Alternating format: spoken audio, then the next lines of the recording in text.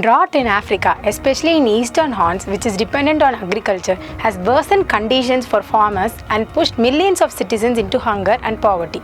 Africa has not witnessed such an extremely dry season for over 40 years, and experts have warned about meager precipitation and high temperatures to continue in April and May.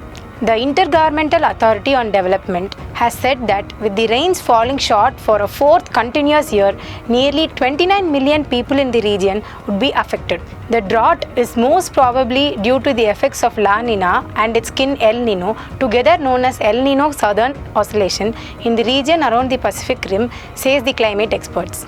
Such weather oscillations result in a couple of years of heavy rains followed by dry spells for several years, where both cause extensive damage to human lives, houses, agricultural lands and livestock. Heavy rains in 2019 were the wettest in East Africa for over 40 years and impacted nearly 3.5 million individuals, resulting in more than 350 deaths of human and killing roughly 96,000 creatures.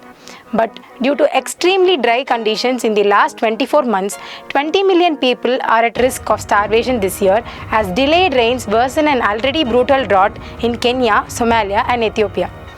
In Kenya, 500,000 people were on the brink of a hunger crisis, with communities in the north of the country especially at risk due to their reliance on livestock. Almost half of the population of Somalia, which is about 6 million, is facing extreme levels of food crisis, with a very real risk of famine in the coming months if the current conditions prevailed.